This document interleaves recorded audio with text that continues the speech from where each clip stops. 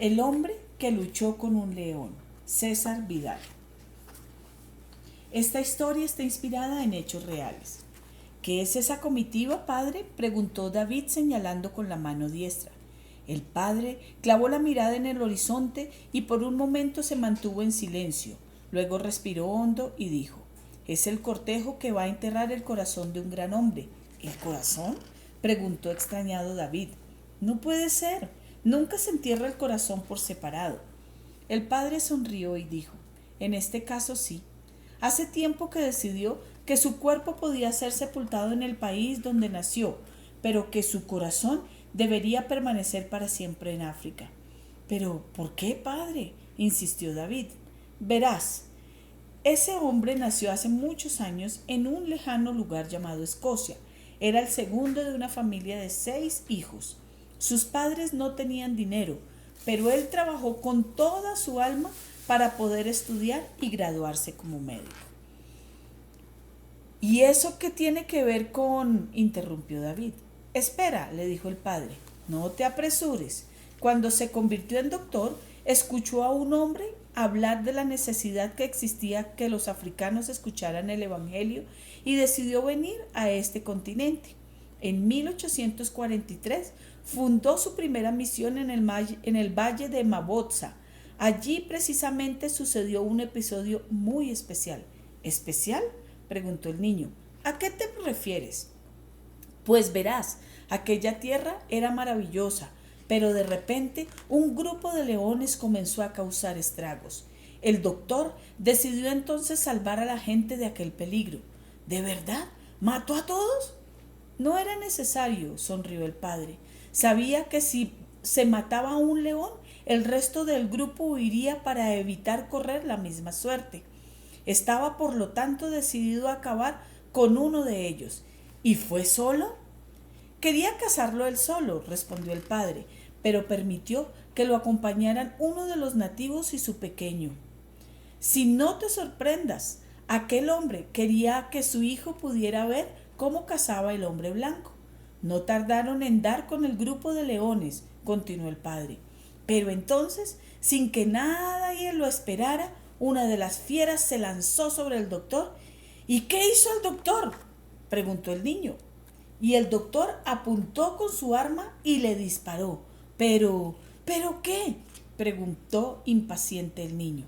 Bueno, parecía que todo había sido muy fácil, pero cuando el doctor estaba cargando de nuevo su escopeta, el león, que solo estaba herido, se alzó del suelo y corrió enfurecido hacia él. ¿Y qué pasó entonces? El león le dio una dentellada al doctor en el brazo izquierdo que quedó triturado como si hubiera sido un trozo de pastel.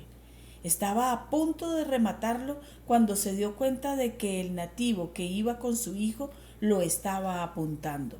Entonces el león se lanzó sobre aquel hombre y consiguió morderle en el muslo. Iba ya a lanzarse sobre el niño cuando de repente la fiera lanzó un rugido y se desplomó. Había perdido demasiada sangre ya como para poder seguir atacando. Menuda suerte la del niño, sin duda, salvó la vida. ¿Y se curó el doctor? A medias, respondió el padre. El brazo izquierdo le quedó prácticamente inútil y sufría enormes dolores cada vez que tenía que levantarlo. Sin embargo, aquella desgracia tuvo consecuencias positivas. ¿Qué quieres decir? Pues verás, como el doctor necesitaba convalecer de la herida, se dirigió a una población llamada Curumán. Allí se reencontró con la hija de un amigo misionero y se casó con ella. En los años siguientes prosiguió el padre. Mientras llevaba la Biblia a aquellas tribus, el doctor descubrió el lago Negami y el río Zambeze, desconocidos para la gente del continente europeo. En 1853, tras bordear el desierto del Kalahari, tuvo ocasión de ver la inmensa desgracia que significaba. ¿Qué significaba el qué, padre? La esclavitud. Con auténtico horror, continuó el padre, vio cómo los portugueses pagaban los esclavos que otros africanos de religión musulmana capturaban. Aquella gente era arrancada de sus hogares por la fuerza para convertirse en cosas que podían ser compradas y vendidas. A pesar de caer enfermo durante sus viajes, de verse abandonado por sus compañeros y de ser atacado por indígenas, de sufrir una y otra vez peligros de muerte, el doctor continuó explorando África, hablando de Jesús y trabajando para acabar con la esclavitud. Así, por primera vez en la historia, atravesó África de sur a oeste. Luego surcó el continente de oeste a este y descubrió unas cataratas extraordinarias a las que le dio el nombre de Victoria, en honor a la reina de Inglaterra. Solo entonces, tras 16 años de ausencia, decidió regresar a su tierra natal. Admirado de las hazañas del doctor, lo cubrieron con medallas y homenajes como el mayor viajero de la época. Otro hombre se había quedado en el Reino Unido. Pero él decidió volver a África. Lo hizo en una expedición en la que iba su esposa y su hermano. ¿Y por qué, padre? Porque había muchas tierras que descubrir, muchas iglesias que abrir, muchos esclavos que liberar. En 1858 partió de nuevo hacia África. Descubrió el lago de Nyassa, pero fue un viaje terrible, comentó con pesar el padre. ¿Y eso? Varios de sus acompañantes murieron por las duras condiciones del viaje. Incluso, sí, padre, incluso murió su esposa y tuvo que enterrarla con sus propias manos. Decidió entonces enviar de regreso a Europa a su hermano. En julio de 1864, tras 6 años de viaje, estaba de regreso en Londres, Inglaterra. ¿Y ya se quedó allí? No, dijo el padre mientras sonreía y acariciaba la cabeza del pequeño. En 1866 se encontraba en Zanzíbar para comenzar su cuarto viaje por África.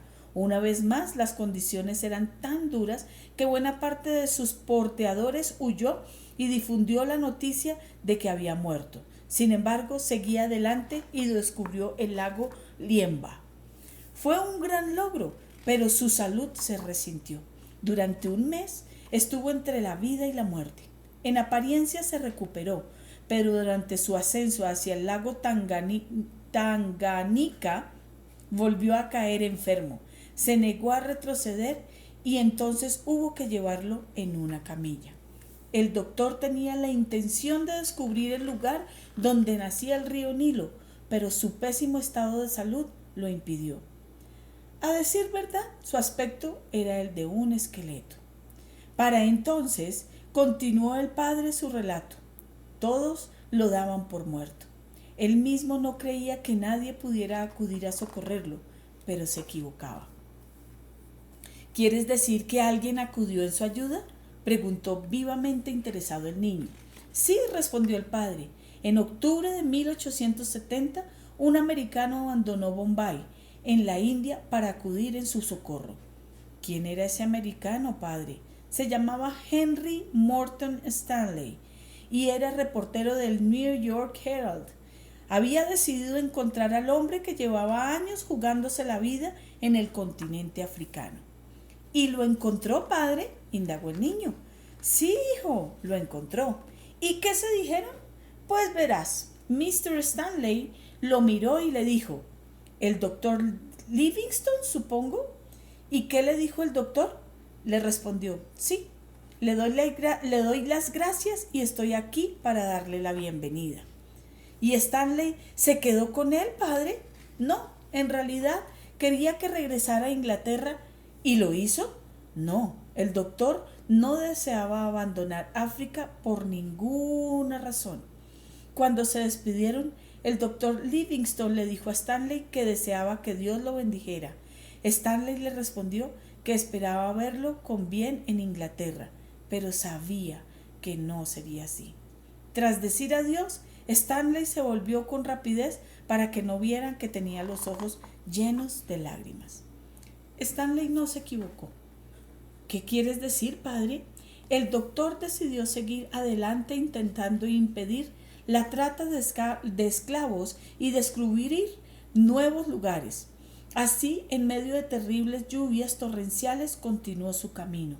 Fue un trayecto espantoso. Todos los animales de carga murieron a causa de las picaduras de la mosca tsetse. Y cuando el 29 de abril de 1873 el doctor llegó a Chitamboera, presa de terribles dolores, apenas llegaba a decir "Oh dear, my dear". En la noche del 30 de abril al 1 de mayo, sus colaboradores lo encontraron arrodillado al lado de su lecho. Tenía la cabeza inclinada y parecía estar orando. ¿Qué le pedía a Dios?, preguntó el niño. Seguramente solo estaban saludándose al encontrarse. ¿Qué quieres decir? Sus asistentes descubrieron que había muerto mientras oraba. Entonces, obedeciendo sus órdenes, le sacaron el corazón para que fuera enterrado en esta tierra. Sí, hijo, su cuerpo irá a su país, pero su corazón siempre quedará en esta tierra. El niño se atragantó al oír a su padre. Para muchos quizás fue una decisión extraña, pero no lo es. El doctor dijo: no valoro nada de lo que tengo o pueda poseer, salvo aquello que está unido al reino de Cristo. Dejaré o conservaré lo que sea, con tal de avanzar al reino y glorificar a aquel al que le debo todo en el tiempo y en la eternidad. El muchacho quedó pensativo. Preguntó: Padre, ¿cómo se llamaba ese hombre? Su nombre era David. ¿Como yo?, exclamó sorprendido. Sí, respondió el padre, como tú. Era lo menos que podía hacer por el hombre que me salvó de ser devorado por un león.